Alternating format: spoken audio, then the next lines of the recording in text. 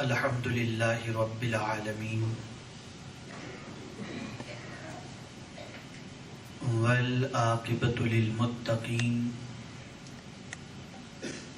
والصلاة والسلام علی سید الانبیاء والمرسلین وعلی آلہ واصحابہ الطیبین الطاہرین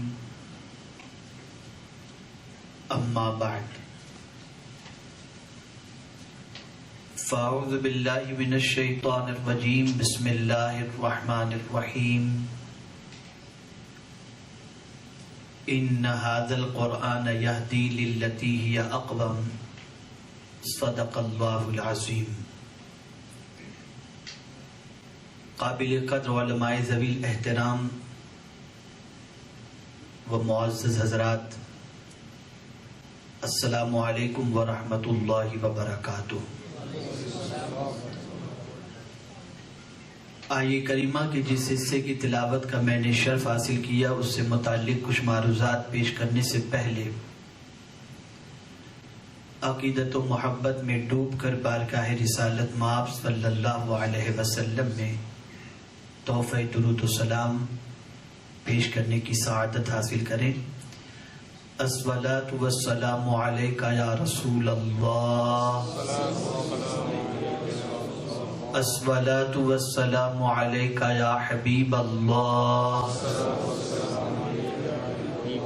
الصلاۃ والسلام علیک یا نبی اللہ، الصلاۃ والسلام علیک یا نور اللہ، وعلى آلك وأصحابك يا حبيب الله صلى الله تعالى عليك وسلم۔ مجھے خوشی ہے کہ اس وقت سنی دعوت اسلامی انٹلیکچوئل ونگ UAE کی جانب سے منعقدہ پہلا سیمینار پہلی محرم اور نئے سال کے آغاز میں منعقد کیا گیا ہے۔ اللہ کریم اپنے حبیب صلی اللہ علیہ وسلم کی نالہ پاک کے صدقہ و طفیل نئے سال اور پہلا یہ جو فنکشن آج منعقد کیا گیا ہے اسے اپنی برکتوں رحمتوں سے نوازے اور پروردگار اس میں ہم سب کی حاضری کو قبول فرمائے۔ اگر اس وقت میں لاکھوں کے مجمع سے خطاب کر رہا ہوتا تو مجھے اتنی مسرت نہ ہوتی جتنی مسرت آج آپ لوگوں کے سامنے گفتگو کرتے ہوئے مجھے محسوس ہو رہی ہے، اس لیے کہ آپ سوسائٹی کے مؤثر حضرات ہیں۔ آپ کے اثرات، آپ کی قیادت، آپ کے نقش قدم، آپ کو فالو کرنے کا جذبہ معاشرے کے بہت سارے نوجوان اور بہت سارے مسلمانوں کے دلوں میں پیدا ہوتا ہے۔ ظاہر سی بات ہے، سوسائٹی کا اگر کوئی کریم شخص ہے، سربراوردہ شخص ہے، تو اسے دیکھنے کے بعد اس کے جیسا بننے کا جذبہ پیدا ہوتا ہے، اس کی طرح کامیابی کی شاہراہ پر گامزن ہونے کا جذبہ پیدا ہوتا ہے، اور اسی کی آئیڈیالوجی کو اور اسی کے طرز حیات کو اپنانے کا ایک عام انسان کے اندر خیال جنم لیتا ہے۔ دنیا میں جب کبھی تباہی اور بربادی کے حوالے سے اللہ رب العزت جل جلالہ کی مشیت نے فیصلہ فرمایا کہ بستیوں کو تباہ کیا جائے، ملک کو تباہ کیا جائے،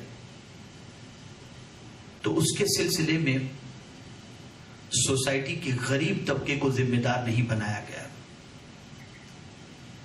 جب کسی سوسائٹی کا سربراوردہ شخص یا سوسائٹی کے کریم لوگ اگر غلط راستے کے شکار ہو جاتے ہیں تو اللہ رب العزت جل جلالہ اس بستی کو ہلاک کر دیتا ہے، اس بستی کو تباہ کر دیتا ہے۔ جیسا کہ قرآن مقدس میں اللہ نے خود ارشاد فرمایا، اذا اردنا ان نہلک قریۃ امرنا مترفوها ففسقوا فيها مترفيها ففسقوا فيها فحق عليها القول فدمرناها تدميرا. یہ آیت کریمہ اس طرف اشارہ کر رہی ہے کہ بستیاں جب ہلاک کرنی ہوتی ہیں تو اس بستی میں بسنے والے سرمایہ داروں کو اللہ عز و جل کا حکم سنایا جاتا ہے، لیکن وہ بستی کے بسنے والے سرمایہ دار اگر اللہ کے حکم کی خلاف ورزی کرتے ہیں تو اللہ عز و جل اس بستی کو ہلاک کر دیتا ہے، تباہ کر دیتا ہے، برباد کر دیا کرتا ہے. معزز حاضرین، تو اس وقت میں سوسائٹی کے کریم اشخاص سے گفتگو کر رہا ہوں. ہماری رسپانسبلٹیز کیا ہیں؟ ہمیں کیا کرنا چاہیے؟ ہمیں کا کوئی ایسا شخص نہیں جو اس وقت عالمی سطح پر مسلمانوں کے حالات سے کرب اور اضطراب محسوس نہ کر رہا ہو. شاید ہی انٹرنیٹ پر، الیکٹرانک میڈیا پر، پرنٹ میڈیا پر کوئی ایسی خبر دن میں آتی ہو جسے پڑھنے کے بعد مسلمانوں کے سلسلے میں ہمارے حوصلے بلند ہوتے ہوں. ہم روز صبح خبر دیکھتے ہیں، انٹرنیٹ پر چیک کرتے ہیں تو کہیں مسلمانوں کی کامیابی کی نہیں، ہر جگہ مسلمانوں کی تباہی کی سرخیاں ان اخبار کی زینت بنی ہوئی ہوتی ہیں. خوش نصیب ہے وہ لوگ جو ان خبر کو سننے کے بعد اپنے دل کے اندر کرب محسوس کرتے ہوں. خوش نصیب ہے وہ شخص جو ان خبروں کو پڑھنے کے بعد اندر سے پریشان ہوتے ہوں. خوش نصیب ہے وہ شخص جن کو امت کی تکلیف کا احساس موجود ہو. خوش نصیب ہے وہ شخص جو رسول گرامی وقار صلی اللہ علیہ وسلم کی امت کے اضطراب پر خود بے چین و بے قرار ہوتے ہوں. لیکن ایسے اگر آپ سوسائٹی میں تلاش کریں گے تو شاید دال میں نمک کے برابر بھی آپ کو افراد مل سکیں. ہر کوئی سیلفش بن چکا ہے، اپنی لائف گزار رہا ہے، اپنے عیش میں لگا ہوا ہے، اپنی موج مستی میں لگا ہوا ہے. وجہ سب سے بڑی یہ ہے کہ اس کا تعلق بالقرآن کمزور ہو چکا، اس کا تعلق بالرسول کمزور ہو چکا ہے. آقا کریم رؤوف الرحیم علیہ تحیت و تسلیم پر نازل ہونے والا قرآن ہمیں کیا پیغام دے رہا ہے؟ ہمیں کیا اسلوب عطا کر رہا ہے؟ ہمیں کیا رسپانسبلٹیز دے رہا ہے؟ میں نے جس آیت کریمہ کے حصے کی تلاوت کا شرف حاصل کیا اس میں اللہ عز و جل ارشاد فرماتا ہے ان ھذا القرآن یہدی للتی ہی اقوم، بے شک یہ قرآن سب سے سیدھا راستہ دکھاتا ہے. اگر پرفیکٹ پاتھ، اگر صحیح راستہ کوئی ہمیں دکھا سکتا ہے تو اللہ کی کتاب ہمیں دکھا سکتی ہے. اور اس کتاب کے راستے سے، اس کتاب کی گائیڈ سے اگر ہم نے کام کیا اور اس کتاب کی رہنمائی کے اندر ہم نے اپنے مستقبل کو تابناک بنانے کے لیے قدم اٹھائے تو یہ کتاب کبھی ہمیں ناکام نہیں ہونے دے گی. بلکہ تاریخ بتاتی ہے جب جب کتاب کی روشنی کے اندر آدمی نے کام شروع کیا، جب جب حدیث مصطفیٰ صلی اللہ علیہ وسلم کی روشنی میں کام شروع کیا گیا، جب جب سنت رسول صلی اللہ علیہ وسلم کی روشنی میں کام شروع کیا گیا، قومیں زوال سے عروج کی طرف آئیں اور ناکامی سے کامیابی کی طرف انہوں نے قدم بڑھایا ہے. آئیے میں آپ کو سب سے پہلے آقا کریم صلی اللہ علیہ وسلم کی حیات طیبہ کے اس گوشے کی طرف آپ کی توجہ کو مبذول کراؤں. رسول اعظم صلی اللہ تعالی علیہ وسلم انسانوں کے برے حالات دیکھ کر، غلط روش پر چلتے ہوئے دیکھ کر، ان کی زندگی کے اندر برائیاں دیکھ کر، ان کی زندگی کو حیوانوں کی طرح دیکھ کر میرے آقا صلی اللہ علیہ وسلم کڑ رہے تھے اور محسوس کر رہے تھے کہ یہ انسان جنہیں اللہ نے اشرف المخلوقات کا تاج عطا فرمایا ہے، یہ اپنے مقام کو بھول چکے ہیں، اپنے منصب کو بھول چکے ہیں اور اپنی زندگی کو اس طریقے سے گزار رہے ہیں کہ حیوان سے بھی بدتر اپنی لائف کو وہ گزارتے ہوئے نظر آ رہے ہیں. میرے آقا صلی اللہ علیہ وسلم نے چاہا انسانوں کی زندگی میں انقلاب ہو، انسان انسانیت کے سبق سے آشنا ہو، اپنا مقام سمجھے، اپنا اسٹیٹس سمجھے، اپنا مرتبہ سمجھے، اپنی ذمہ داری کو سمجھے. آقا کریم صلی اللہ علیہ وسلم اسی فکر کے اندر غار حرا میں تشریف لے جاتے کئی کئی دنوں کا توشہ اپنے ساتھ لے کر کے جاتے اور وہ تنہائی کے اندر میرے آقا صلی اللہ علیہ وسلم انسانوں کے حوالے سے غور کرتے کہ یہ گرے ہوئے انسانوں کو کیسے اٹھایا جائے، یہ گرے ہوئے انسانوں کو کامیاب کیسے کیا جائے، یہ وہ انسان جو لوگوں کے لیے رحمت بن کر کے آیا ہے، اس انسان کو انسانیت کا سبق کیسے سکھایا جائے اور اس انسان کو اس کی عظمت رفتہ سے کیسے آشنا کرایا جائے۔ سرکار اسی فکر کے اندر غار حرا میں ہوتے ہیں۔ آقا کریم صلی اللہ تعالی علیہ وسلم کو رسول اعظم کا اضطراب پسند آیا، بے قراری پسند آئی، کرب پسند آیا، اور ایک مرتبہ پروردگار جل جلالہ نے حضرت جبریل امین علیہ السلام کو آیات دے کر، وحی لے کر حضرت جبریل امین علیہ السلام کو بارگاہ رسول صلی اللہ علیہ وسلم میں بھیجا۔ یہ پہلی وحی ہے جس کا آغاز ہو رہا ہے اقرأ بسم ربک الذی خلق، خلق الانسان من علق، اقرأ وربک الاکرم الذی علم بالقلم، علم الانسان ما لم یعلم۔ میں ایک سوال آپ سے پوچھنا چاہوں گا، مجھے بتائیے، قوم عبادت بھی نہیں کر رہی تھی، قوم بے راہ روی کے شکار بھی تھی، قوموں کے اندر اخلاق بھی نہیں تھے، بلکہ عالم یہ تھا کہ صدیوں تک جنگیں چلا کرتی تھی اور بے حیائی کی پوزیشن یہ تھی کہ کعبے کا طواف ننگے کیا کرتے تھے، یہ سچویشن تھی۔ تو ہونا یہ چاہیے تھا کہ ان کو عبادت کے حوالے سے کوئی حکم نازل کیا جاتا، ان کے لیے ایسا کوئی حکم نازل کیا جاتا جو اخلاق سے ریلیٹڈ ہوتا، ان کے لیے کوئی حکم ایسا نازل کیا جاتا جس سے سوسائٹی کے اندر کیسے جیا جائے اس کا دستور ہوتا، لیکن نہیں۔ میرے کریم نے پہلی 5 آیتیں نازل فرمائیں اور ان پہلی 5 آیتوں کے اندر اس گتھی کو سلجھا دیا کہ گرے ہوئے انسان کو اٹھانے کے لیے سب سے پہلی چیز کیا ہے، وہ ہے ایجوکیشن، اور اللہ نے 5 آیتیں نازل فرما کر دنیا کے انسانوں کو سبق دے دیا کہ قیامت تک کام کرنے والوں اور گری ہوئی انسانیت کو اٹھانے کا جذبہ رکھنے والوں، اگر گری ہوئی انسانیت اٹھ سکتی ہے تو اس کا پہلا ہتھیار، پہلا طریقہ، پہلا اسلوب اقرا، پڑھو، ایجوکیشن حاصل کرو، اسی کے ذریعے تم سوسائٹی میں باوقار ہو سکتے ہو اور اسی کے ذریعے سوسائٹی میں تم عزت حاصل کر سکتے ہو۔ آقا کریم رؤوف الرحیم علیہ التحیۃ والتسلیم نے اس کے ذریعے انقلاب پیدا کیا۔ جو لوگ داخل اسلام ہوتے آقا کریم صلی اللہ تعالی علیہ وسلم کے آغوش میں آتے اور رسول اعظم صلی اللہ علیہ وسلم کی دعوت کو قبول کرتے، حضور صلی اللہ تعالی علیہ وسلم سب سے پہلے ان کے لیے جو ارینجمنٹ کرتے تھے وہ تھا ایجوکیشن کا، پہلا انتظام تعلیم کا۔ جو جتنا جانتا ہے وہ دوسرے کو سکھائے، جتنا ایجوکیشن ہے دوسروں تک پہنچائے۔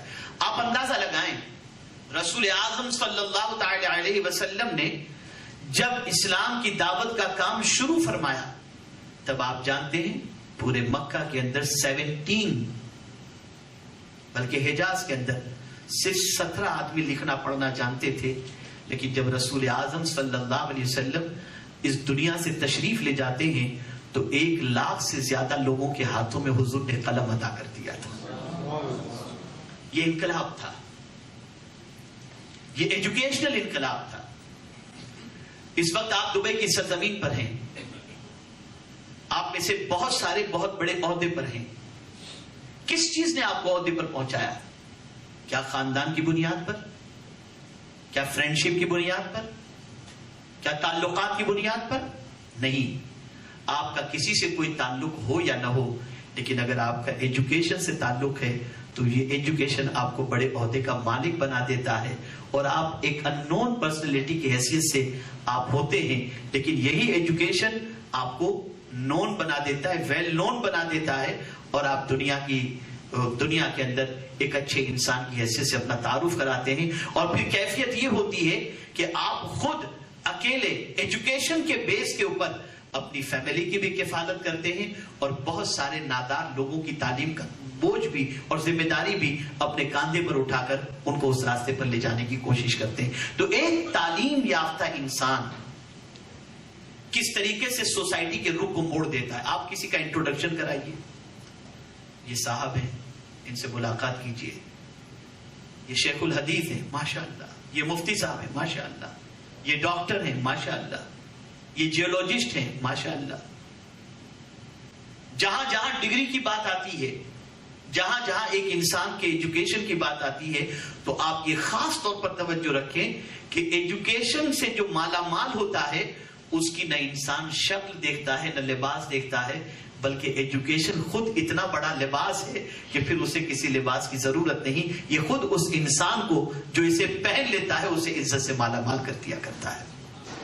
آپ دیکھیں آقا کریم صلی اللہ علیہ وسلم نے انقلاب شروع کیا, لوگوں کے دلوں میں تعلیم کی محبت پیدا کی. صحابہ کرام علیہم الرضوان کو جذبہ اس طریقے سے دلایا کہ رسول اعظم صلی اللہ علیہ وسلم کے صحابہ ایک حدیث سننے کے لیے ایک مہینے کا سفر کرتے تھے. ایک مہینے کا سفر, اور جا کر کے ایک حدیث سن کر کے آتے تھے. آپ اندازہ لگائیں یہ ایک مہینے کی ٹریولنگ کا جذبہ کہاں سے پیدا ہوا. یہ رسول اعظم صلی اللہ علیہ وسلم کی تعلیمات سے, قرآن مقدس کی گائیڈ لائن کی بنیاد پر. آج ہماری سچویشن کیا ہے؟ آج ہماری قوم کے 80 نہیں 85% اس وقت یا تو ایس ایس سی کر لیتے ہیں یا گریجویشن کرنے کے بعد فردر ایجوکیشن کے لیے آگے نہیں بڑھ پاتے. ریزن کیا ہے؟ اس کے کئی ریزن میں سے ایک ریزن یہ ہے, یا تو فیس ایفرٹ نہیں کر پاتے, یا اپنا کوئی کالج نہیں ہے, یا ان کے پاس اتنی پوزیشن نہیں ہے کہ فردر ایجوکیشن کے لیے جو فیس دینی چاہیے وہ دے سکیں. نتیجہ یہ ہوتا ہے کہ بہت سارے ہمارے بچے گریجویشن کے بعد ڈراپ آؤٹ لے لیتے ہیں اور اس کے بعد چھوٹی موٹی جاب کر کے اپنی زندگی گزارتے چلے جاتے ہیں. میں آپ سے پوچھنا چاہتا ہوں, کیا رسول اعظم صلی اللہ تعالی علیہ وسلم اور ان کے صحابہ کرام علیہم الرضوان نے صرف اپنے بچوں کی فکر کی؟ کیا اپنے قبیلے کی فکر کی؟ کیا اپنے خاندان کی فکر کی؟ نہیں, بلکہ آج میں آپ کو ایک ایسی سوچ دینے جا رہا ہوں جس سوچ کو اگر آپ نے اپنی زندگی کی آخری سانس تک اپنے دل میں محفوظ کر لیا تو یہ سوچ کبھی آپ کو چین سے بیٹھنے نہیں دے گی. ہمیشہ آپ کو حضور صلی اللہ علیہ وسلم کی امت کے لیے فلاحی کام کے لیے آگے بڑھنے کا جذبہ عطا کرے گی. سوچ کون سی ہے؟ دنیا میں بہت سارے انسان آئے اور چلے گئے, آئیں گے اور چلے جائیں گے, لیکن ان آنے والوں کے اندر میرے آقا صلی اللہ علیہ وسلم بھی تشریف لائے. لیکن جس طریقے سے حضور سب سے افضل و اعلیٰ ہیں, ایسے ہی حضور صلی اللہ علیہ وسلم کا آنے کا جو انداز تھا وہ بھی سب سے عرف و اعلیٰ ہے. دنیا میں انسان آتا ہے, روتا ہوا آتا ہے, بلکتا ہوا آتا ہے, اس طریقے سے اس کی ولادت ہوتی ہے. لیکن اللہ اکبر, میرے آقا صلی اللہ علیہ وسلم تشریف لائے, تشریف لاتے ہی سجدے میں چلے گئے. اللہ اکبر کی صدا سرکار کی زبان پر جاری ہوئی, اور اس کے بعد ایک عظیم سوچ حضور نے عطا فرمائی. ابھی تو ولادت ہو رہی ہے, ابھی تو زمین پر قدم رکھ رہے ہیں, اور آتے ہی ایک فکر حضور صلی اللہ علیہ وسلم نے عطا فرمائی, اور وہ فکر ہے رب ہب لی امتی. اے اللہ میری امت کو ہبہ فرما, میری امت پر کرم کی نظر فرما, میری امت کو بخش دے. یا رسول اللہ صلی اللہ تعالی علیہ وسلم وقت ولادت آپ نے امت کو کیوں یاد فرمایا؟ تو جواب ملے گا تاکہ ہر آنے والا میرا امتی سیلفش نہ ہو, صرف اپنی یا اپنے اولاد کی فکر کرنے کی بجائے میری پوری امت کی فکر کرے. یہ میسج ہمیں مل رہا ہے, یہ پیغام ہمیں مل رہا ہے, لیکن ہمارا حال کیا ہے؟ ہم نہیں سوچ رہے. ہماری قوم کا کوئی بچہ اگر ڈرگز لے رہا ہے ہوگا, دیتا ہوگا. ہماری قوم کا کوئی بچہ گلی میں بھیک مانگ رہا ہے, مانگتا ہے کسی اور کا بچہ ہوگا. ہماری قوم کی عورتیں سگنل کے اوپر برقع پہن کر بھیک مانگتی ہوں گی, مانگتی ہے کسی اور کی بیٹی ہوگی. ہماری قوم کی کوئی بچی اگر غیروں کے یہاں چلی جاتی ہے کسی اور کی بچی ہوگی. غرض کہ ہمارا حال یہ ہو چکا ہے کہ ہم سیلفش ہو چکے, جبکہ ہمارا دین ہمیں یہ تعلیم دیتا ہے جو اپنے لیے اچھا سمجھو وہی اپنے مومن بھائیوں کے لیے تم اچھا سمجھو. اور اگر یہ کانسیپٹ اور یہ سوچ نہیں ہے تو وی آر ناٹ کمپلیٹ مومن. ہم کمپلیٹ مومن نہیں ہیں. کمپلیٹ مومن تو وہ ہے جو اپنے لیے پسند کرتا ہے وہی اپنے مومن بھائی کے لیے پسند کرے. کیا ہم یہ سوچتے ہیں؟ کیا اس کے سلسلے میں ہم نے کوئی قدم بڑھایا؟ یقیناً آج ہماری قوم کا جو حال ہے انٹرنیشنل لیول پر، گلوبل لیول پر، وہ کسی سے پوشیدہ نہیں، کسی سے چھپا ہوا نہیں. میں بھی آپ میں سے کچھ ساتھی یہ کہیں کہ ہماری قوم کے بہت سارے بچے اب ایجوکیشن کی فیلڈ کے اندر بہت آگے نکل رہے ہیں، تعلیم کا گراف تھوڑا سا اوپر ہوا ہے. تو میں آپ سے عرض کروں گا، تعلیم کا گراف اگر تھوڑا سا اوپر بھی ہوا ہے تو کیریکٹر کا گراف بھی تو دیکھو، اسے بھی ذرا دیکھ لو. تو آپ یہ ریئلائز کریں گے کہ تعلیم کے بغیر ہم اپنے بچوں کے سلسلے میں رہ نہیں سکتے. لیکن آج ہمارے بچے جن اسکول اور کالجز میں تعلیم حاصل کرنے کے لیے جاتے ہیں وہاں پر نہ مورل ایجوکیشن ہے اور نہ کیریکٹر کی کوئی تعلیم دی جاتی ہے. نہ پیرنٹس کا رسپیکٹ رہ گیا، نہ بڑوں کا ادب رہ گیا، نہ بڑوں کا احترام رہ گیا، نہ کوئی اخلاق رہ گئے، نہ کوئی کردار رہ گیا. بلکہ ہمارا بچہ کالج میں جاتا ہے تو جاتے ہی لڑکے لڑکیوں کے ساتھ فرینڈشپ اور اس کے بعد بہت سارے تزیہ اوقات کا سلسلہ شروع ہو جاتا ہے. اور اسی وجہ سے بہت سارے مقام تک نہیں پہنچ پاتے، راستے ہی کے اندر وہ ڈراپ آؤٹ لے لیتے ہیں یا سکسیس نہیں ہوتے. وجہ یہ ہے کہ جو کلچر پوری دنیا میں اس وقت کریٹ کیا جا رہا ہے وہ کلچر اتنا ورسٹ کلچر ہے کہ اس کلچر کی بیس کے اوپر انسان کو مرنے کے بعد جہنم میں جانے کی بجائے اس کی دنیا ہی کے اندر جہنم کی پوزیشن میں جایا کرتی ہے. آپ سوشل میڈیا کو لے لیجئے، سوشل نیٹ ورکنگ کی سائٹ کو لے لیجئے، آپ واٹس ایپ اور آپ ساری چیزوں کو دیکھ لیجئے. آج میکزیمم ہمارے بہت سارے نوجوان 30 تک پہنچنے تک ان کی پوزیشن اتنی ویک ہو جاتی ہے کہ اس کے بعد ان کو اپنی فیملی لائف گزارنا اس کے لیے ڈیفیکلٹیز پیدا ہو جاتی ہیں. کیوں؟ ریزن یہ ہے کہ آج آپ محسوس کر سکتے ہوں گے ہر بدکاری اور برائیاں اس وقت عام ہوتی جا رہی ہیں اور نوجوان اس میں گھستا جا رہا ہے. کالج کی لائف کو دیکھ لیجئے، یونیورسٹی کی لائف کو دیکھ لیجئے، یہ ساری جگہوں کی لائفوں کو اگر دیکھیں آپ تو ایک پارسا کا اپنا ایمان بھی محفوظ رکھنا اس کلچر کے اندر ویری ڈیفیکلٹ ہو گیا ہے. تو آپ کہیں گے اب کیا کریں؟ تو میں یہ کہوں گا کہ تعلیم تو دلانی ہے، لیکن اس وقت آپ کی پرائرٹی اور آپ کی سب سے بنیادی ذمہ داری اس وقت یہ ہے کہ آپ اپنا اسکول قائم کریں، اسلامک سیلیبس اس کے اندر رکھیں، اکیڈمک سیلیبس کے ساتھ ساتھ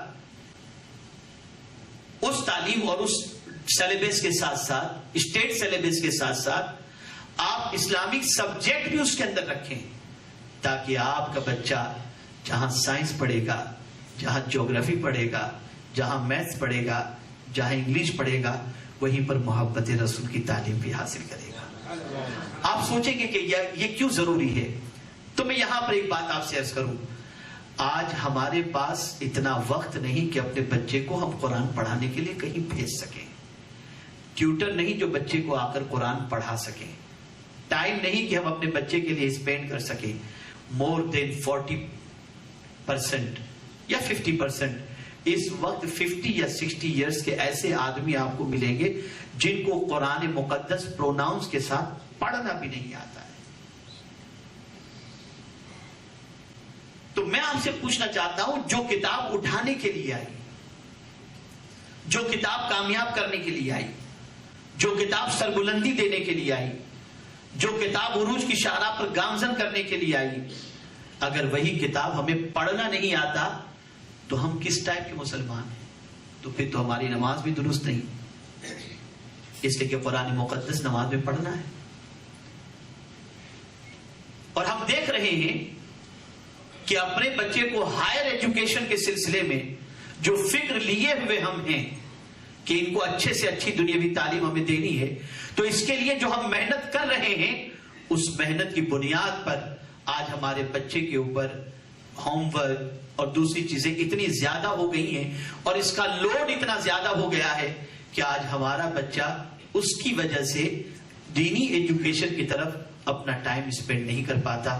وہ گھر آتا ہے سب سے پہلے ہوم ورک کرنے بیٹھ جاتا ہے, ہوم ورک کے بوجھ سے فری ہوا ٹی وی دیکھنے بیٹھ جاتا ہے, اور ٹی وی سے تھوڑا سا انٹرٹینمنٹ سے فری ہوا اور اس کے بعد سو جاتا ہے. صبح اٹھا, چل دیا, نہ قرآن کی طرف توجہ, نہ اسلام کی طرف توجہ, نہ کسی چیز کی طرف. اگر ہمارا اسکول ہوگا تو ہمارے اسکول میں ایک بینیفٹ یہ ہوگا کہ جب اسلامیات ہم اس بچے کو اسکول کے اندر ہی پڑھائیں گے تو اگر اس کو ایکسٹرا ٹائم دینا پڑے یا نہ دینا پڑے, اور ہو یا نہ ہو, لیکن جو اسکول کے اندر ایجوکیشن حاصل کرے گا تو اکیڈمک ایجوکیشن کے ساتھ ساتھ وہ مورل ایجوکیشن اور اسلامک ایجوکیشن بھی حاصل کر لے گا, جس کے بیس کے اوپر اس کا اسلام سے رشتہ مضبوط رہے گا. ورنہ سلمان رشدی جیسے, تسلیمہ نسرین جیسے بہت سارے پیدا ہو جائیں گے جو اسلام کے بارے میں کچھ نہیں جانتے اور اسلام کے سلسلے میں کرٹیسائز بنامے مسلم ہوتے ہوئے بھی وہ کرتے ہوئے نظر آتے ہیں. تو ہمیں اس سلسلے میں غور کرنا ہوگا, ہمیں اس سلسلے میں فکر کرنی ہوگی, ہمیں اس سلسلے میں رسپانسبلٹی کو محسوس کرنا ہوگا.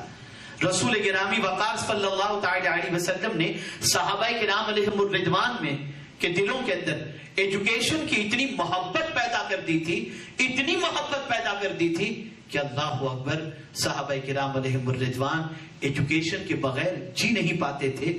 عالم یہ تھا کہ جب ہجرت فرما کر سیدنا فاروق اعظم رضی اللہ المولا تبارک و تعالی عنہ مدینہ منورہ پہنچتے ہیں اور رسول اعظم صلی اللہ علیہ وسلم نے ان کا جن کے ساتھ عقد مواخات فرمایا تھا, بھائی چارگی کا رشتہ قائم فرمایا تھا.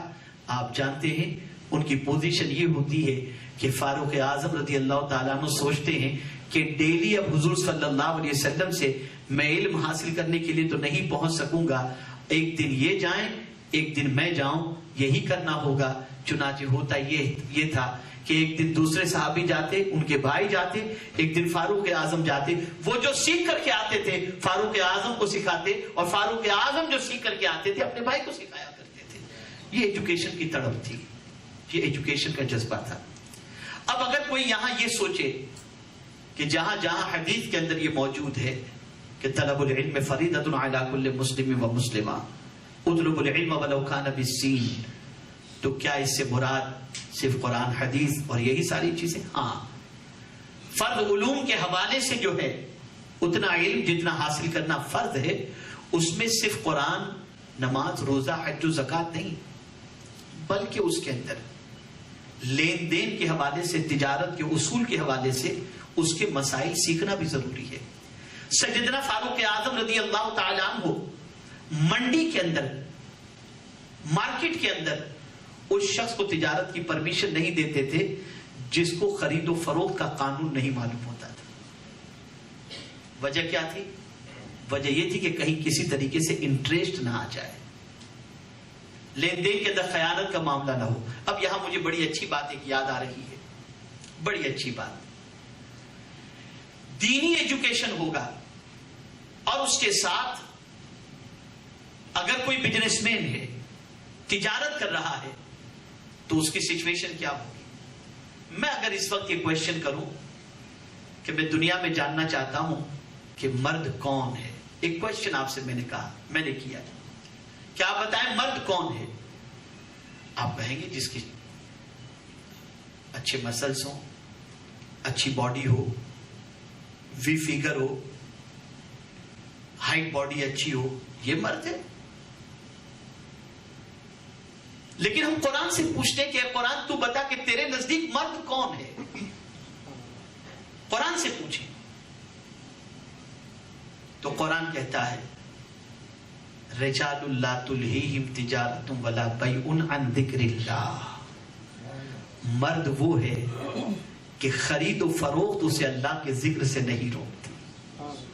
یعنی اگر وہ بزنس کی منڈی کے اندر ہے اور اس کے کانوں میں اذان کی آواز آ گئی اور وہ اپنے نفع اور ضرر کی فکر کیے بغیر اللہ کی بارگاہ میں سر بسجود ہونے کے لیے چلا گیا, تو کوئی اسے مرد کہے یا نہ کہے, فنڈامنٹلسٹ کہے یا کچھ بھی کہے, لیکن میرا قرآن یہ کہہ رہا ہے کہ یہ اصل معنوں میں یہی مرد ہے کہ یہ شخص اپنا سب کچھ چھوڑ کر اللہ عز و جل کی بارگاہ میں جب انہیں نیاز چکانے کے لیے تیار ہو گیا. آپ اندازہ لگائیں, یہ قرآن کے رجال لا تلہیہم تجارت ولا بیع عن ذکر اللہ. ظاہر سی بات ہے کہ تجارت کی منڈی کے اندر انسان ہوتا ہے تو وہاں پر کسٹمر کے اعتبار سے ملنے والے پروفٹ اور اس کے نفع کا اسے خیال رہتا ہے. مؤذن کی آواز کی طرف اس کی توجہ نہیں ہوتی, نماز کی طرف اس کا خیال نہیں ہوتا.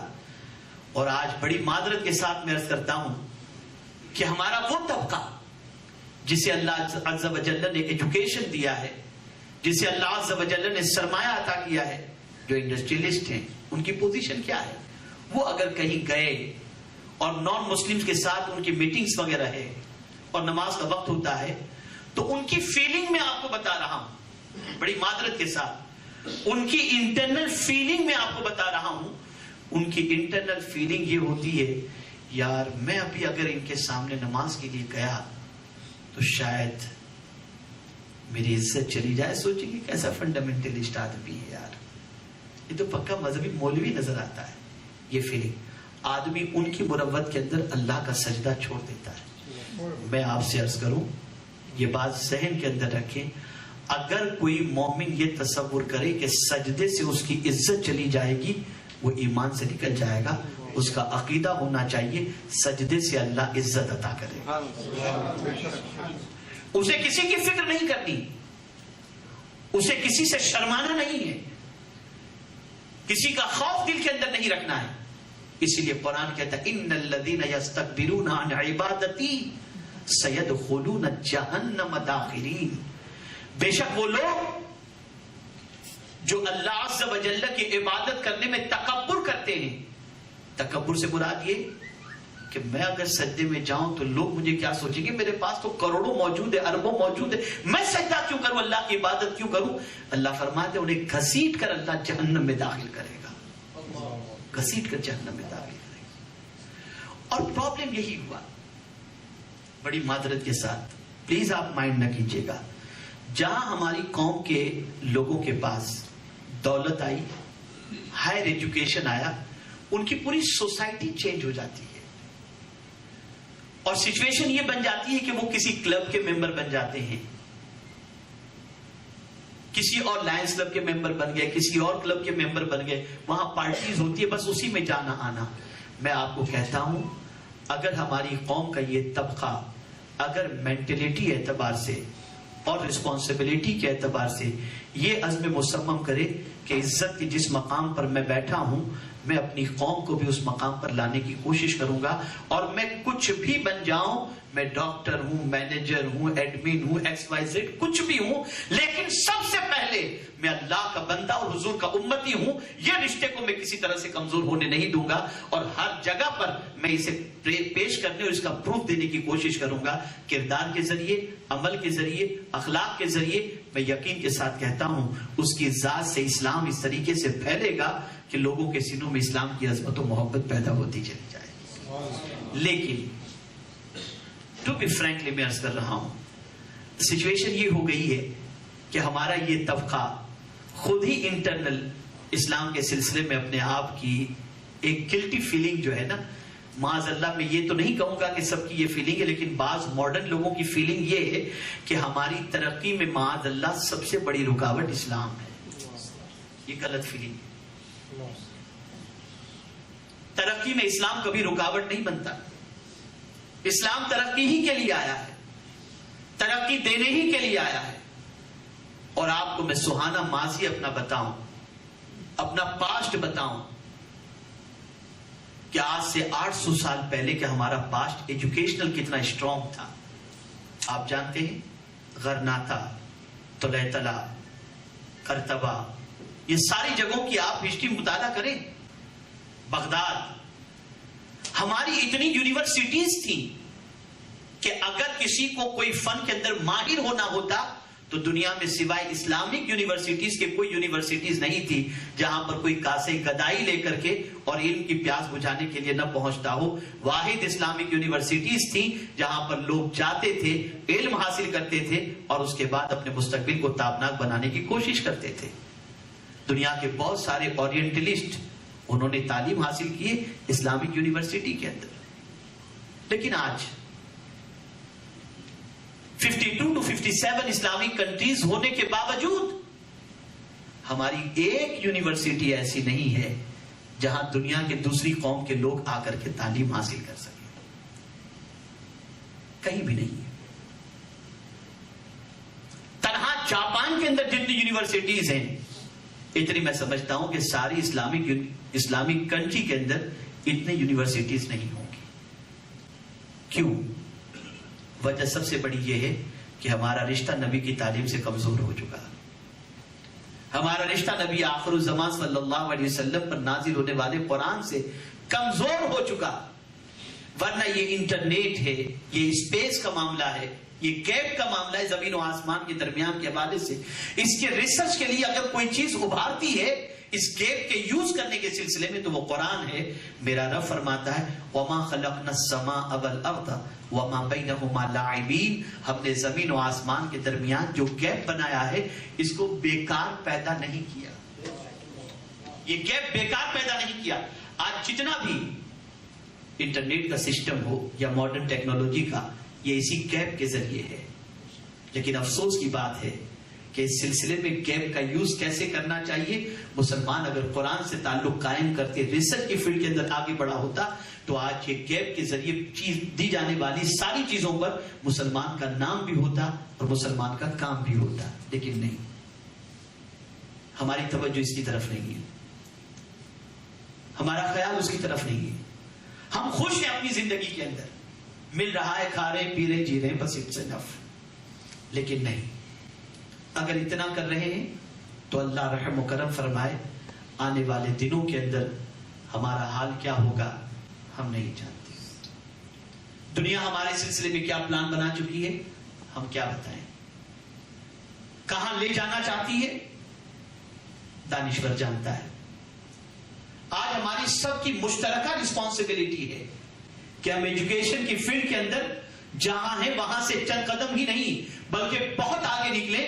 اور صرف یہی نہیں کہ اپنے گھر والوں کو یا اپنے بچوں کو آگے نکالنے کی کوشش کریں بلکہ ملت کے ہر فرد کے لیے ہم کوشش کریں کہ آقا کریم صلی اللہ علیہ وسلم کا جو بھی غلام ہے اس کو ایجوکیشن کے سلسلے میں ہم آگے بڑھانے کی کوشش کریں گے. تعلیم کی فیلڈ کے اندر ان کے لیے محنت کریں گے. ریسرچ کے سلسلے میں اگر اللہ نے برین دیا ہے، صلاحیت دی ہے، ٹیلنٹ دیا ہے تو ہم اس کا استعمال کریں گے. اور استعمال کرنے کے بعد ہم دنیا کے سامنے نئی نئی چیزوں کو پیش کریں گے اور دنیا کی ضرورت بننے کی ہم کوشش کریں گے. اس میں ہمیں آگے بڑھنا ہوگا. وہ قوم کامیاب ہوتی ہے جس قوم کے پاس کچھ کھونے کا احساس ہو. وہ قوم کبھی کامیاب نہیں ہوتی جس کے پاس کھونے کا احساس نہ ہو.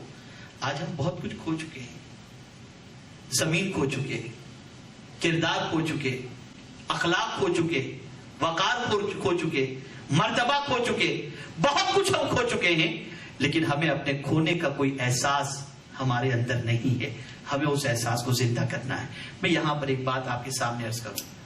ایجوکیشن اپنی جگہ پر، ایجوکیشن کے ساتھ ساتھ کیریکٹر، یہ ہماری آئیڈینٹی تھی ایجوکیشن کے ساتھ. حضور صلی اللہ علیہ وسلم نے صرف یہی نہیں فرمایا کہ بعثت معلما، بلکہ حضور صلی اللہ علیہ وسلم نے یہ بھی فرمایا بعثت معلما، اور یہ بھی فرمایا بعثت لأتمم مکارم الاخلاق. کیریکٹر ہماری آئیڈینٹی تھی. اسپین کا جب زوال ہوا اور اسپین سے جب مسلمانوں کو نکالا گیا تو آپ کو معلوم ہے جو کچھ بچے کچھ مسلمان تھے وہ اپنی پہچان چھپائے ہوئے تھے اور بالکل عیسائیوں کی طرز پر اپنی زندگی کاٹ رہے تھے، چھپے ہوئے تھے. انہیں اریسٹ کرنے کے لیے، ان کی شناخت کے لیے ایک کوڑ کے مریض کو ایک کنارے پر بٹھا دیا گیا اور اس سے کہا گیا کہ ہر نکلنے والے سے تم کہو پانی، پیاس لگی، العطش، واٹر. وہ ہر نکلنے والے سے کہتے. قریب میں اس کوڑ کے مریض کے جاسوس موجود تھے. وہ ہر نکلنے والے سے پانی مانگتا، کوئی پانی دینے کے لیے تیار نہیں ہوتا تھا. وجہ یہ کہ وہ کوڑ کا مریض تھا. ایسے میں ایک شخص گزرا، پانی اس نے کوڑ کے مریض نے مانگا، وہ گیا اور پانی لا کر کے جیسے ہی دیا قریب میں چھپے ہوئے جاسوس آیا اور اسے اریسٹ کر لیا. اور اریسٹ کرنے کے بعد اسے نام پوچھتے ہیں. اس نے اپنا نام عیسائی بتایا. کرنا تو مسلمان. تحقیق کی گئی، پتہ چلا وہ مسلمان ہے. وہ مسلمان اس جاسوسوں سے کہتا ہے کہ میں نہ نماز پڑھ رہا تھا، نہ تسبیح پڑھ رہا تھا، نہ قرآن پڑھ رہا تھا. آخر تم نے مجھے کیسے پہچانا کہ میں مسلمان ہوں؟ میں تو صرف ایک پریشان حال کو پانی پلانے جا رہا تھا. تب انہوں نے جواب دیا اگر پریشان حال کوڑ کے مریض کو کوئی پانی پلا سکتا ہے تو وہ نبی کا غلام ہی پلا سکتا ہے. تمہارے اس اخلاق سے ہم نے تمہیں پہچانا ہے, تمہارے اس کردار سے ہم نے تمہیں پہچانا. یہ ہماری آئیڈینٹی تھی, ہماری پہچان تھی. آج ہماری پہچان کیا بن گئی؟ ٹو بی فرینک, کوئی ہم سے ڈیلنگ کرنے کے لیے تیار نہیں, کوئی ہمیں ادھار مال دینے کے لیے تیار نہیں, کوئی ہماری زبان پر بھروسہ کرنے کے لیے تیار نہیں. یہ ہماری سچویشن بن گئی ہے. آج مسلم بزنس مین اپنے یہاں ایمپلائی کی حیثیت سے نان مسلم کو اپوائنٹ کرتے ہیں اور کہتے ہیں مسلمان بڑا بیکار آدمی ہوتا ہے. یہ مینٹلٹی بن چکی ہے. کیا ایسی سوچ اور ایسی فکر اور ایسا ماحول بننے کے بعد ہم کسی ترقی کے حوالے سے سوچ سکتے ہیں, غور کر سکتے ہیں؟ اگر ہم نے کبھی اپنی دعاؤں کے اندر مسلمانوں کی ترقی کے لیے دعا کر لی اور ہم نے یہ سمجھ لیا کہ ہم نے اپنی ذمہ داری پوری کر لی, نہیں, اتنی ہماری رسپانسبلٹی نہیں ہے, اتنی ہی ہماری ذمہ داری نہیں ہے. ہمیں قدم بڑھانا ہوگا, ہمیں محنت کرنی ہوگی. یہ دنیا دارالعمل ہے, یہ دنیا دارالعمل ہے. ہر قوم اپنی قوم کے لیے جد و جہد کر رہی ہے. مسافر خانے بن رہے ہیں, ہاسپٹلز بن رہے ہیں, اسکولز بن رہے ہیں, کالجز بن رہے ہیں. اگر اس وقت سب سے پیچھے کوئی ہے تو مسلمان یا غلامان رسول ہے. آپ ذرا سوچو اور اندازہ لگاؤ. ایجوکیشن کی کوئی ایج نہیں ہوتی کہ اتنی عمر تک ایجوکیشن حاصل کیا جائے. میرے آقا صلی اللہ علیہ وسلم نے فرمایا ماں کی گود سے لے کر قبر کی گود تک علم حاصل کرو. کیوں یہ کہا گیا؟ وجہ سب سے بڑی یہ ہے کہ کوئی شخص ڈگری پا لینے کے بعد یہ نہ سوچ لے کہ میرا علمی سفر کمپلیٹ ہو چکا ہے. نہیں, اور علمی سفر ہے. زندگی کی آخری سانس تک ہمیں علم حاصل کرتے رہنا ہے. اور اب آپ دیکھتے ہوں گے کہ جیسے پرانے کمپنیوں کے اندر جتنے اولڈ مینیجر یا اس پوسٹ پر جو تھے, آج ان کو بھی کمپلسری کر دیا گیا کہ کمپیوٹر سیکھو, یہ سیکھو, وہ سیکھو, تب آپ یہاں پر اس عہدے پر رہ سکتے ہو, ادروائز نہیں. یہ سلسلہ آج دنیا کے اندر چل رہا ہے. دنیا آج اس سلسلے پر عمل کر رہی ہے. مسلمان پیچھے ہے, مسلمان نہیں سوچ رہا, مسلمان فکر نہیں کر رہا. تو میرے پیارے ساتھیوں, میری آپ سے گزارش ہے علم کے سلسلے میں قدم بڑھاؤ. اور آپ جس مقام اور مرتبے پر ہیں, آپ خود اس مقام تک جس علم کی بنیاد پر پہنچے ہو, آپ اس وقت تک چین سے نہ بیٹھو جب تک کہ قوم کے ہر فرد کے لیے اونچے مقام تک پہنچنے کے لیے آپ کوشش نہ کر لو. آپ نے محنت کرنی ہے, مشقت کرنی ہے, قوم کے ہر فرد کو اس مقام تک پہنچانے کے لیے جد و جہد کرنی ہے. آپ کم اپنا خرچ کریں, لیکن آپ یہ سوچیں اگر میری وجہ سے قوم کا ایک بچہ بھی ہائر ایجوکیشن کی طرف جاتا ہے, یا اگر میں اپنی کمائی کا کچھ حصہ اسکول یا کالج کے لیے میں خود اپنے نام کی, اپنے باپ کے نام کی, اپنے رشتہ دار کے نام کی, اپنے اعتبار سے اپنے علاقے میں قائم کر کے, جہاں پر اسلامک قوانین کے ساتھ, اسلامک قوانین سے مراد یہ اسلامک ایجوکیشن کے ساتھ میں اگر کوئی کالج یا اسکول قائم کر لیتا ہوں اور آپ اس کو قائم کر کے آگے بڑھاتے ہیں, تو آپ یاد رکھیں موجودہ کالج کے ماحول سے جو بچے کے مرتد ہونے کا ٹینشن یا آوارہ ہونے کا ٹینشن ہے, وہ ٹینشن آپ کے ذہن سے نکل جائے گا. اس لیے کہ جس اسکول کا آغاز ہی سورہ فاتحہ سے ہوگا اور جس اسکول کا اختتام صلاۃ و سلام پر ہوگا, اس اسکول میں پڑھنے والا بچہ ماں کا بھی وفادار ہوگا, باپ کا بھی وفادار ہوگا, دین کا بھی وفادار ہوگا, اللہ اور اس کے رسول کا بھی وفادار ہوگا. تو اس کے لیے ہم نے کوشش کرنی ہوگی. ہمیں اب اپنے سرمایہ کو صحیح سمت پر استعمال کرنا ہوگا, ہمیں اپنی دولت کو صحیح سمت پر استعمال کرنا ہوگا, ہمیں اپنی لائف کو چینج کرنا ہوگا. اور جب تک ہم چینج نہیں ہوں گے اس وقت تک ہمارے حالات چینج نہیں ہو سکتے. میرے پیارے ساتھیوں, قرآن مقدس میں اللہ عز و جل نے اسی لیے فرمایا ان اللہ لا یغیر ما بقوم حتی یغیروا ما بانفسہم, بے شک اللہ اس قوم کی حالت کو نہیں بدلتا جو قوم خود اپنی حالت کو نہ بدلے. اب آئیے میں آپ کو بتاؤں, جس طریقے سے ایجوکیشن ضروری ہے اسی طریقے سے بزنس بھی ضروری ہے.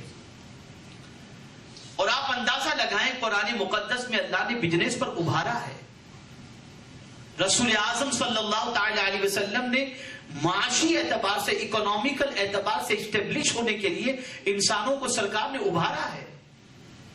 آپ جانتے ہیں قرآن کہتا ہے سورہ جمعہ کے اندر اللہ نے فرمایا فَإِذَا قُضِيَتِ الصَّلَاةُ فَانتَشِرُوا فِي الْأَرْضِ وَابْتَغُوا مِنْ فَضْلِ اللَّهِ، جب تم جمعہ کی نماز ادا کر لو تو زمین پر پھیل جاؤ اور اللہ کا رزق تلاش کرو.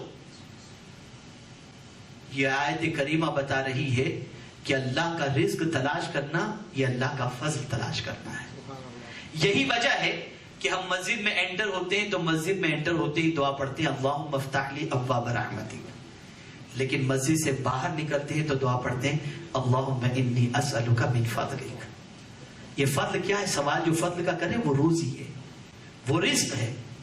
اور آقا کریم صلی اللہ تعالی علیہ وسلم کے میں روزی کمانے والوں کے لیے جو ارشادات ہیں اس کے حوالے سے میں عرض کروں گا تو آپ خود محسوس کریں گے کہ صرف نماز پڑھنے والے ہی بزرگ و محترم نہیں ہیں، حلال روزی کمانے والا انسان بھی اللہ کے رسول کے نزدیک بہت اونچے مقام پر فائز ہے.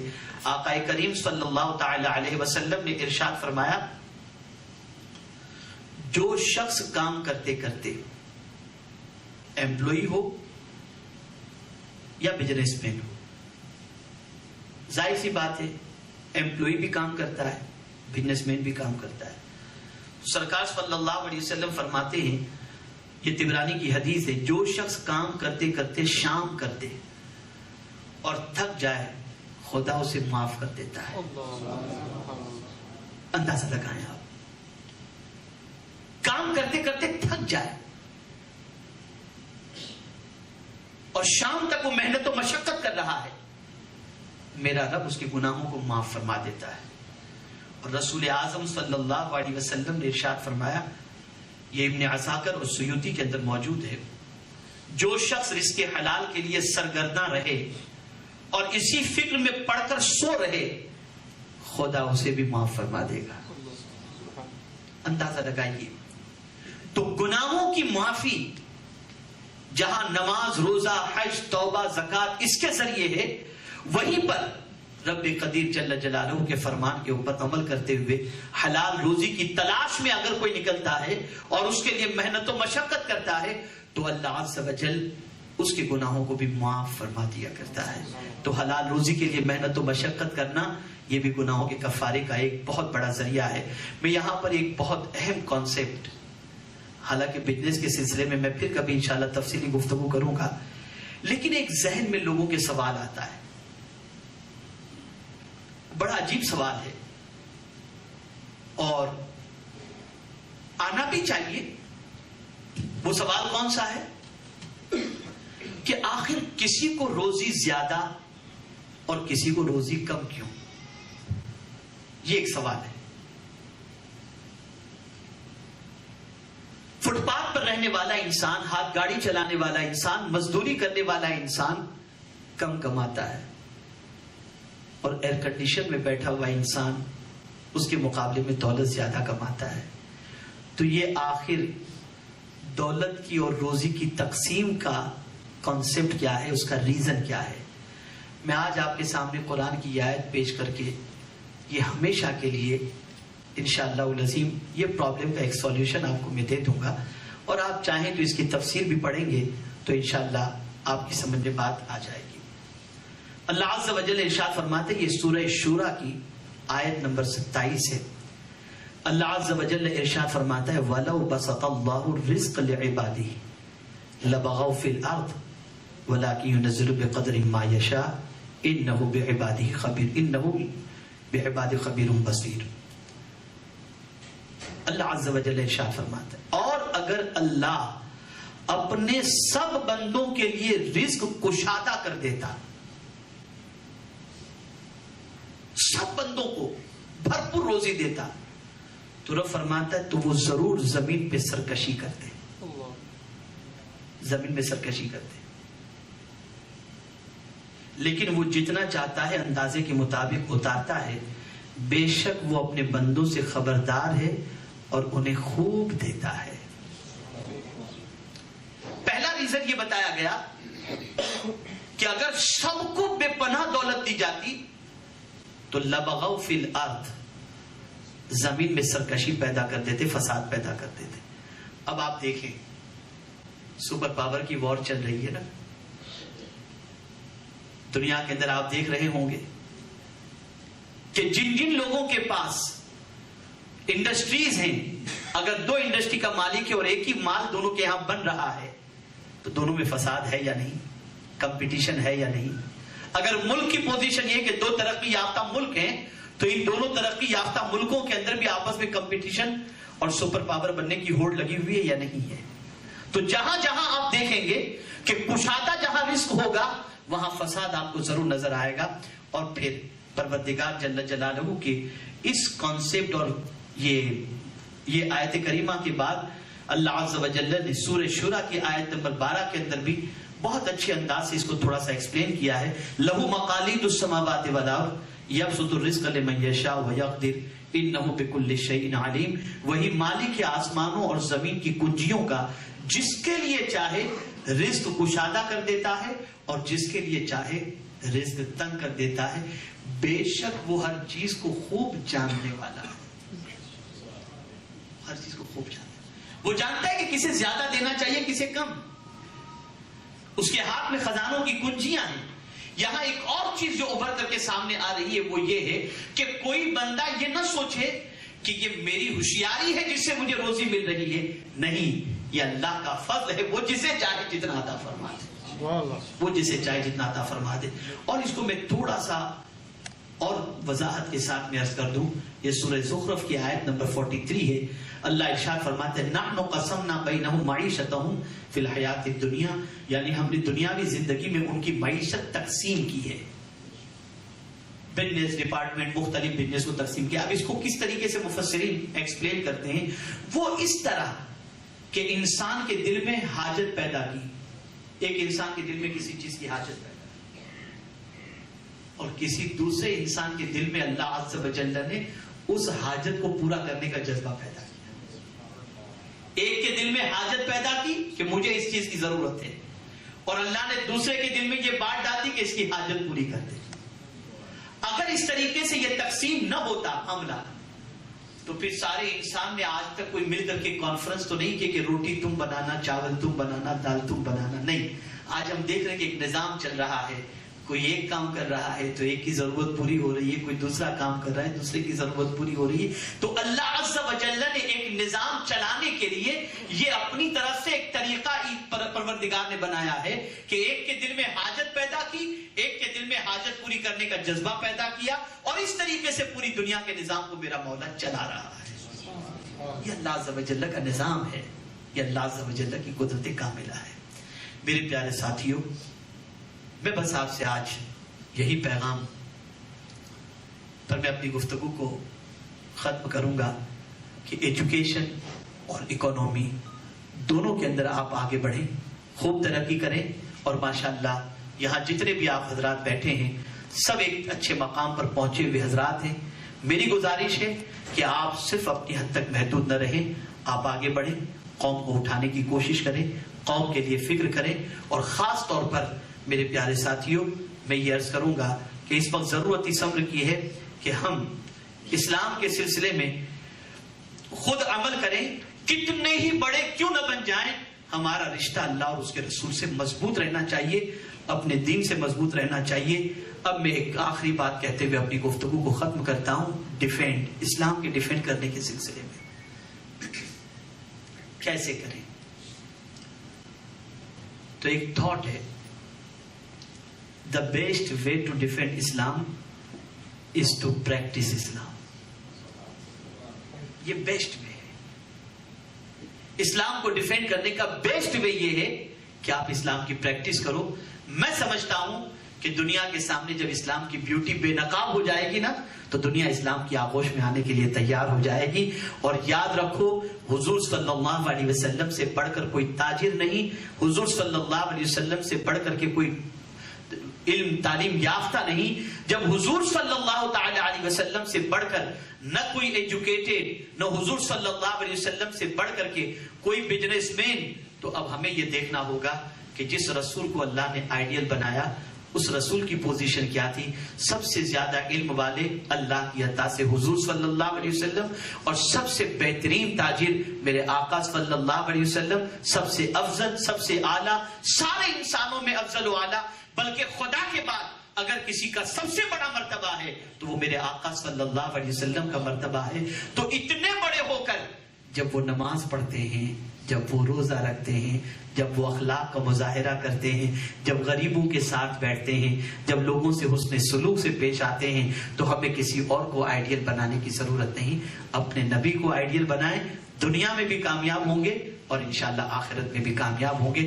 سنی دعوت اسلامی IWUAE کا یہ آج پہلا سیمینار جو ہوا، جس میں آپ تمامی ساتھی شریک ہوئے، مجھے خوشی ہے کہ فرسٹ سیمینار الحمدللہ اپنے مقصد کے اعتبار سے کافی کامیابی کی طرف گامزن ہے، اور مجھے امید ہے کہ آپ نے بہت ساری باتیں اپنے دل و دماغ میں نقش کی ہوں گی، اور اس پر عمل کرنے کے سلسلے میں آپ بھی کوشش کریں گے، ہم بھی کوشش کریں گے۔ اللہ عز و جل مجھے آپ کو سب کو قرآن و حدیث پر عمل کرنے کی توفیق عطا فرمائے، اور ایجوکیشن اور اکنامی کی فیلڈ کے اندر مسلمانوں کو آگے بڑھنے کے لیے جد و جہد کی توفیق عطا فرمائے۔ میں آپ سب سے کہوں گا جوائن SDI IW، اور اس کے بعد ہم سب مل کر کے اس سرزمین کے اوپر دین متین اور امت مسلمہ کی فلاحی کا کوئی کام کریں۔ اللہ ہم سب سے وہ کام لے جس سے وہ راضی ہو اور اس کے حبیب صلی اللہ علیہ وسلم راضی ہوں۔ کام وہ لے لیجئے تم کو جو راضی کرے، ٹھیک ہونا میں رضا، تم پہ کروڑوں درود، وما علینا الا البلاغ المبین۔ السلام علیکم ورحمۃ اللہ وبرکاتہ۔ رسالت کے پروانوں ہر سنیچر کو بعد نماز عشاء سنی دعوت اسلامی کے عالمی مرکز اسماعیل حبیب مسجد میں سنی اجتماع ہوتا ہے۔ آپ حضرات پابندی کے ساتھ اس میں شرکت فرمائیں۔ سنی دعوت اسلامی کی ویب سائٹ sunnidawatisllami.net پر وزٹ کریں اور بہت ساری دینی معلومات حاصل کریں۔